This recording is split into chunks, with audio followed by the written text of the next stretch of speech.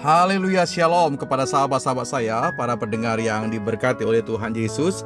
Saya menyapa semua Anda hari ini. Selamat Natal, selamat memperingati lahirnya Raja bagi setiap kita. Kiranya di momen Natal di tahun 2023 ini, Yesus, Dia lahir bagi setiap kita. Dia yang adalah Raja, benar-benar bertahta dan menjadi Raja bagi setiap kita. Tentu hari-hari ini kita banyak sekali bisa mengikuti baik ibadah Natal, perayaan Natal, dan semua hal-hal yang kita desain sedemikian rupa untuk menyambut kedatangan Raja. Kita bersuka cita karena Dia hadir dalam dunia dan Dia menebus segala dosa dan pelanggaran kita.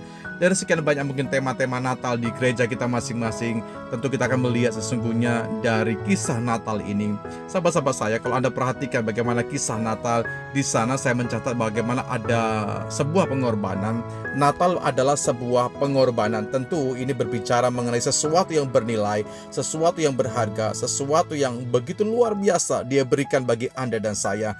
Karena kasih-Nya kepada kita, kepada manusia yang berdosa. Satu di antara sekian banyak orang adalah kita yang mendengarkan hari ini bagaimana Allah rela mengorbankan anaknya yang tunggal, Yesus Kristus, agar setiap manusia terbebas, terlepas, bahkan kita mendapatkan keselamatan. Kita terlepas dari yang namanya jerat dosa, saudaraku. Alkitab berkata, Yohanes pasal 3 ayat ke-16, karena begitu besar kasih Allah akan dunia ini, sehingga Ia telah mengaruniakan anaknya yang tunggal, supaya setiap orang yang percaya kepadanya tidak binasa, melainkan beroleh hidup yang kekal. Ini luar biasa. Kalau kita lihat tema ini, bagaimana Allah berkorban dalam peristiwa Natal yang di sana kita lihat di sana, karena begitu besarnya kasih Allah akan dunia. Di tengah-tengah dunia ada orang-orang yang berdosa, ada orang-orang yang sudah jauh meninggalkan Dia, dan Dia datang dalam hinaan, Dia datang dalam kesederhanaan, Dia datang dalam segala hal kondisi yang merupakan terburuk dalam kehidupan manusia, sehingga Ia telah mengaruniakan anaknya yang tunggal. Sesuatu yang luar biasa, kasih karunia Tuhan yang tidak layak kita terima, tapi kita bisa mendapatkannya, supaya kita yang tetap percaya, tetap percaya kepada Tuhan, kita semua tidak mendapat kebinasaan. Itu luar biasa, tapi kita memperoleh hidup yang kekal di dalam kerajaan sorga. Bukan hanya berbicara pengorbanan, bukan hanya Allah Bapa di sorga, tapi juga orang-orang dalam peristiwa Natal di sana. Saya melihat bagaimana mereka juga turut berkorban. Ada orang Majus dicatat di dalam Alkitab. Matius pasal yang kedua ayat yang ke-11 dikatakan, maka masuklah mereka ke dalam rumah itu dan melihat anak itu bersama Maria ibunya, lalu sujud menyembah Dia. Mereka pun membuka tempat harta bendanya dan mempersembahkan persembahan kepadanya, yaitu ada emas, kemenyan, dan mur.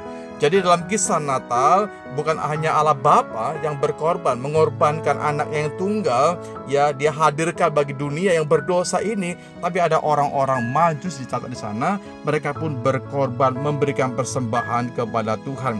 Nah, apa persembahan mereka? Di sana ada emas, ada kemenyan, dan juga ada mur. Dengan cepat saya akan coba kupas sedikit mengenai 3 persembahan ini, saudaraku. Bagaimana kemenyan? Kemenyan itu adalah yang dimaksud di sana bagaimana ada getah yang berbau harum dari pepohonan, dari semak-semak yang digunakan juga bisa sebagai obat yang untuk pereda rasa nyeri. Baunya harum, dan itu banyak sekali kita temukan di daerah Timur Tengah. Ada mur juga. Nah, menarik sekali buat kita lihat benda mur ini, yaitu juga getah, saudaraku, yang keluar dari bagaimana retakan dari ranting-ranting yang lebih muda. Rasanya pahit tapi baunya sangat wangi. Pertanyaannya begini, mengapa mereka mempersembahkan kemenyan dan juga mur? Ya, selain tentunya ada emas kepada bayi Yesus. Alasannya menarik sekali.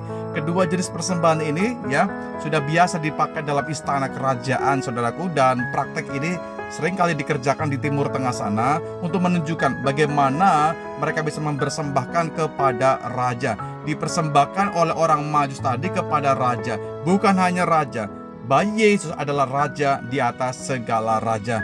Sahabat-sahabat saya, manusia telah jatuh ke dalam dosa. Seharusnya kita mati menanggung dosa-dosa kita, namun sungguh luar biasa. Kabar baiknya adalah begini, Allah yang maha pengasih, Allah yang maha penyayang mengorbankan anaknya yang tunggal untuk mati menggantikan setiap kita. Pengorbanan Yesus Kristus yang tiada taranya membuka lembaran baru bagi manusia ini yang harusnya masuk ke dalam kebinasaan, mendapatkan hukuman yang mati, lalu kita terbebas dari semuanya itu, mendapatkan keselamatan.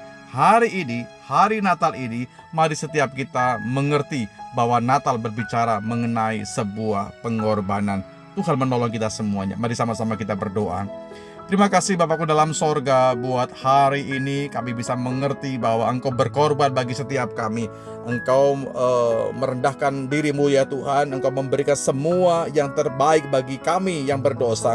Sungguh kami begitu bernilai di mata Tuhan. Kami harusnya binasa, tapi Engkau bisa memberikan keselamatan bagi kami. Kami harusnya jauh, tapi Engkau membuat kami semakin dekat lagi kepada Engkau. Terima kasih buat segala sesuatu yang Tuhan kerjakan bagi kami. Kami bangga punya Allah seperti Engkau, dan inilah hidup kami. Kami persembahkan tubuh jiwa roh kami ke dalam tangan kuasa Tuhan. Kehendak-Mu yang terjadi bagi kami semua. Di dalam berkat nama Yesus Tuhan kami berdoa dan bersyukur.